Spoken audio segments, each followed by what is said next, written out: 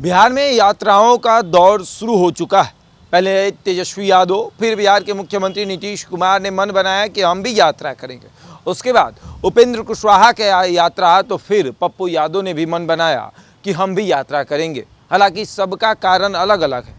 कोई बेरोजगारी को लेकर यात्रा कर रहा है, तो कोई आभार व्यक्त करने के लिए यात्रा कर रहा है, तो कोई महिलाओं को केंद्र बिंदु रखकर यात्रा कर रहा है, तो कोई मुसलमानों को केंद्र बिंदु रखकर यात्रा कर रहा है। और इसके पहले अगर आप देखें तो एक बिहार में नए नेता हैं जो अपने पार्टी को स्थापित करने के लिए और अपने आप को स्थापित करने के लिए यात्रा कर रहे हैं। नाम प्रशांत किशोर है। यानी पहले प्रशांत किशोर की यात्रा, उसके बाद तेजस्वी यादव ने सोचा कि हम भी यात्रा करते हैं और यात्रा से ही पहचान मिलेगी। 2019 में जो राजद 0 पर आउट हो गई थी, उस राजद को 2024 में यात्रा के जरिए 4 पर लाया तेजस्वी यादव ने।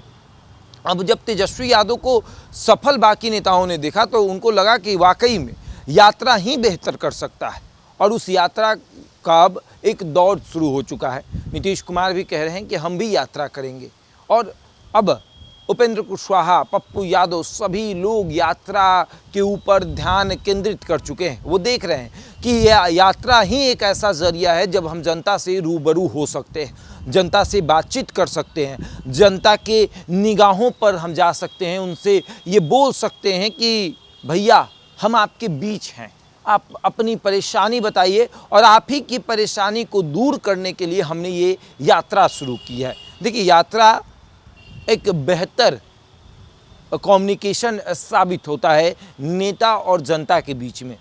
वो इसलिए भी कि नेता डायरेक्ट जनता के पास, वोटर के पास जाते हैं, बैठते हैं, कम्युनिकेट करते हैं, और जब बातचीत होती है तो पता चलता है कि जनता की परेशानी क्या है, और जनता को पता चलता है कि वाकई में ये नेता कैसा है। क्योंकि कई बार ऐसा होता है कि नेता को कई चीज़ों का पता नहीं होता है, और जनता को भी नेता के बारे में पता नहीं होता है।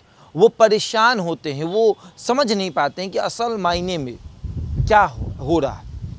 और इसी को समझने के लिए, इसी कड़ी को जानने के लिए कई तरह की जो बातें हैं वो सामने आ रही है। देखिए, जनता से रूबरू नेता को होना ज़रूरी होता है, और इसीलिए 2025 में विधानसभा चुनाव है, और इस चुनाव के मद्देनज़र भी ऐसा किया जा रहा है कि जनता के बीच जाना ज़रूरी है। अगर जनता के बीच नहीं गए तो फिर नुकसान ज़्यादा होगा।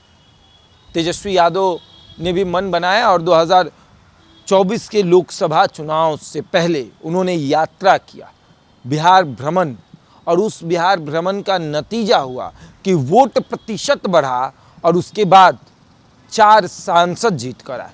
पाटलिपुत्रा से उनकी बहन मीसा भारती की जीत ये बताती है कि तेजस्वी यादव की यात्रा का फ़ायदा हुआ है। जहानाबाद से सुरेंद्र प्रसाद यादव की जीत ये बताती है कि तेजस्वी यादव की यात्रा का फ़ायदा हुआ है।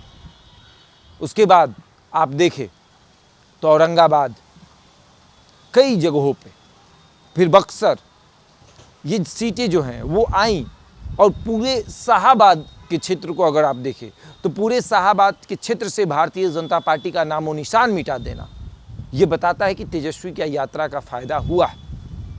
कई तरह की बातें जो हैं वो चल रही थी कि यात्रा होगी तो ये होगा, यात्रा होगी तो फ़ायदा नहीं होगा। अभी जो आभार यात्रा चल रही है, इसके तहत तेजस्वी ये जानना चाहते हैं कि उनके विधायकों का बिहेवियर कैसा है, उनके विधायक किस तरीके से जनता से रूबरू होते हैं, उनके विधायक क्या करते हैं, जनता के बीच कैसे रहते हैं, कितना काम करते हैं, इन तमाम चीज़ों को जानना है। तेजस्वी यादव का मकसद है कि अपने राजद को बेहतर बनाना है, अपने राजद को 100 के ऊपर ले जाना है, तो जनता से बातचीत करनी होगी कि कैसा उम्मीदवार देना है।